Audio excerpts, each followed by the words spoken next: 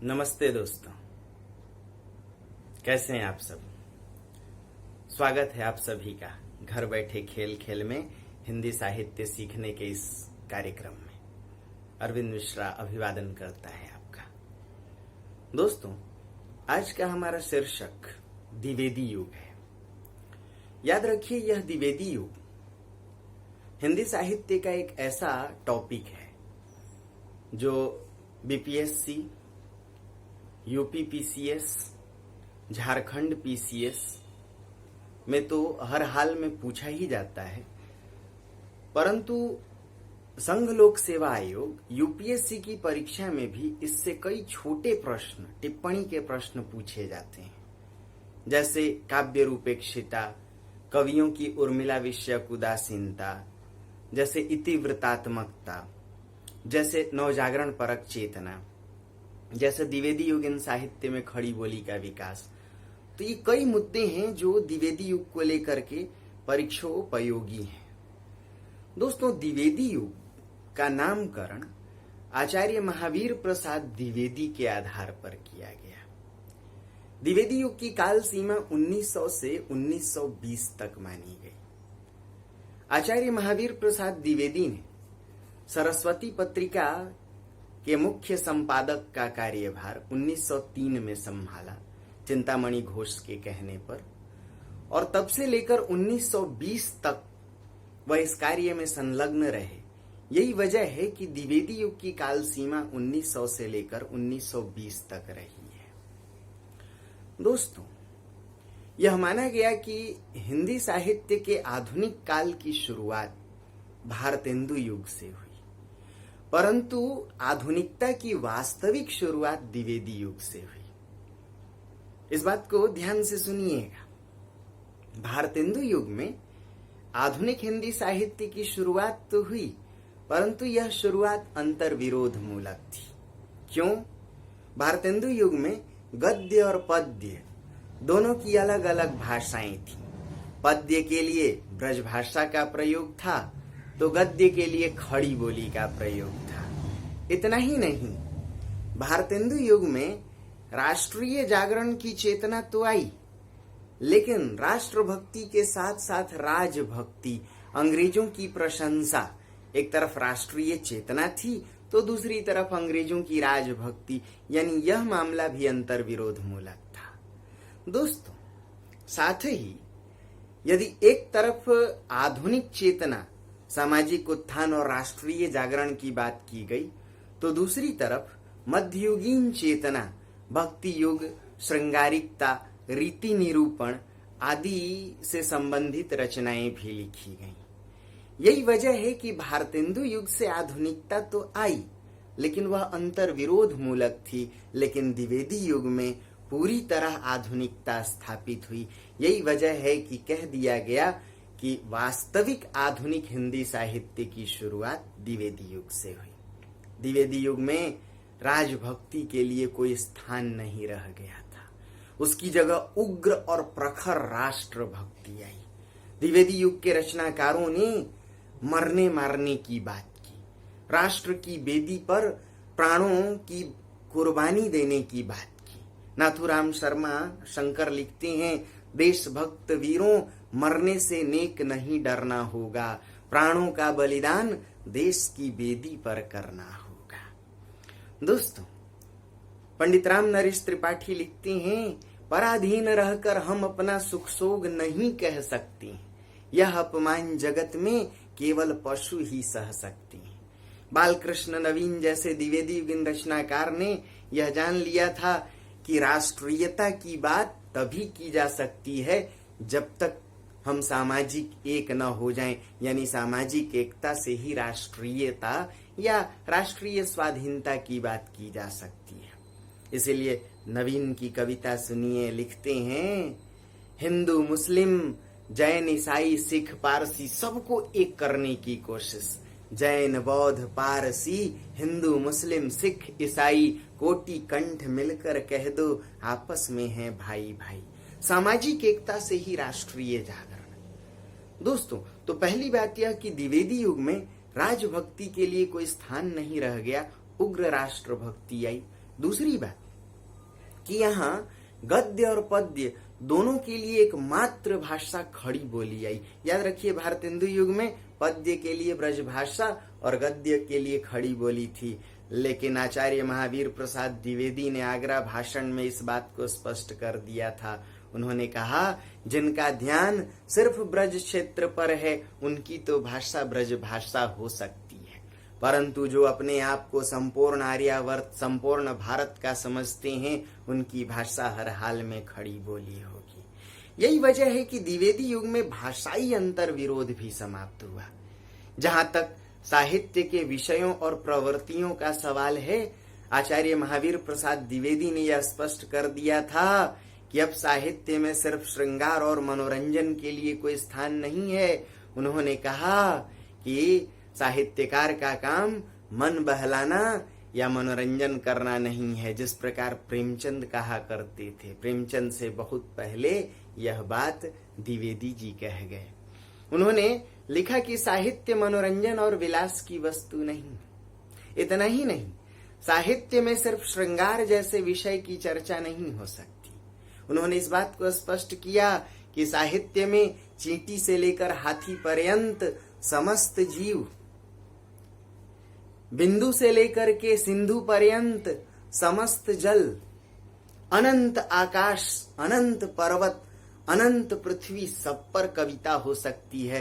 अर्थात उनका इशारा था कि साहित्य सिर्फ श्रृंगार के लिए नहीं है, साहित्य सिर्फ मनोरंजन के लिए नहीं है। दोस्तों, आचार्य महावीर प्रसाद द्विवेदी ने साहित्य के सामने 3 आदर्श रखे थे। 1 नैतिकतावादी, नंबर 2 स्वदेश्य मूलकतावादी और नंबर 3 उपदेशात्मकता।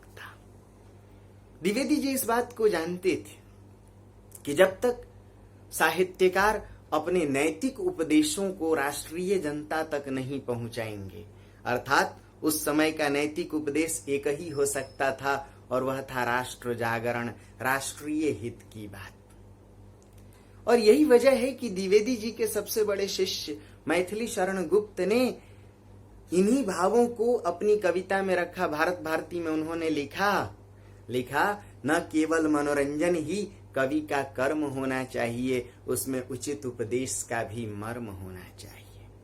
तो द्विवेदी युग के आदर्श नैतिकतावाद, उपदेशात्मक और स्वदेश्य मूलकता से भरे हुए थे। इन आदर्शों के द्वारा ही राष्ट्रीय जागरण की चेतना का उद्बोधन हो सकता था। दोस्तों, साहित्य जगत में द्विवेदी युग को ज्ञान कांड के नाम से जाना गया। हिंदी साहित्य का ज्ञान कांड कहलाया यह द्विवेदी युग, 1900 से 1920 तक का काल।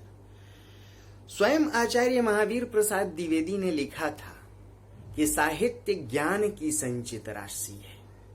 उन्होंने यह माना कि साहित्य में बौद्धिकता और ज्ञान की विशेष आवश्यकता है। कहीं न कहीं आचार्य महावीर प्रसाद द्विवेदी इस बात को जानते थे कि अंग्रेजों ने हमें यदि पराधीन बनाया तो इसका एकमात्र कारण यह था कि हमारे पास बौद्धिकता का अभाव था, हमारे पास ज्ञान का अभाव था। और इसी बौद्धिकता, पश्चिमी जगत के विज्ञानवाद से बौद्धिकता का प्रसार हुआ। इसी विज्ञानवाद और बौद्धिकतावाद का सहारा लेकर, यंत्रवाद का सहारा लेकर अंग्रेजों ने हमें गुलाम बनाया था।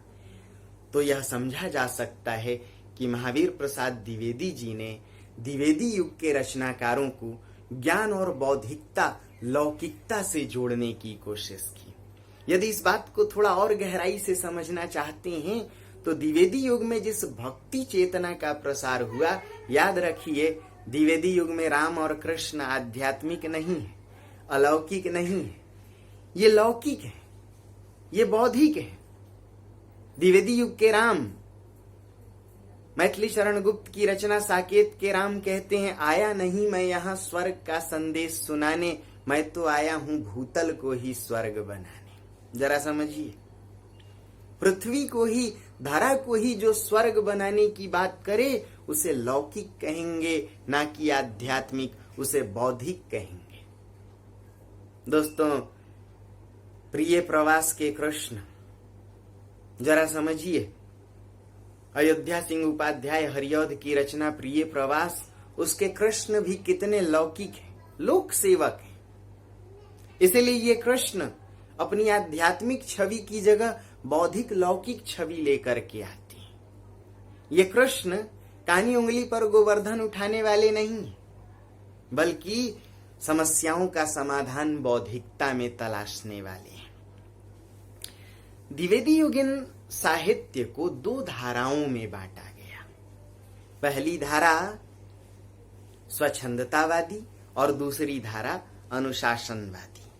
यह माना गया कि स्वच्छंदतावादी धारा के रचनाकारों में श्रीधर पाठक, राम नरेश त्रिपाठी, मुकुटधर पांडे, लोचन प्रसाद पांडे आदि थे, जबकि अनुशासनवादी धारा के रचनाकारों में आचार्य महावीर प्रसाद द्विवेदी, मैथिली शरण गुप्त, सियाराम शरण गुप्त, अयोध्या सिंह उपाध्याय हरिऔध,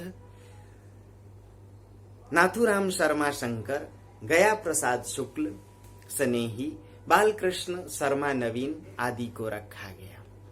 समझने लायक है कि स्वच्छंदतावादी धारा और अनुशासनवादी धारा में अंतर क्या था। स्वच्छंदतावादी धारा के रचनाकार प्रकृति का मानवीय चित्रण कर रहे थे। पहली बार द्विवेदी युग में प्रकृति के प्रति मानवीकरण का भाव देखा गया। इन्होंने निर्जीव प्रकृति का सजीव चित्रण किया। द्विवेदी युग से पहले प्रकृति या तो नायिका के सौंदर्य को बढ़ाने के लिए उद्दीपन विभाव के रूप में आती थी, या फिर वह प्रकृति रहस्य का विषय बन करके आती थी।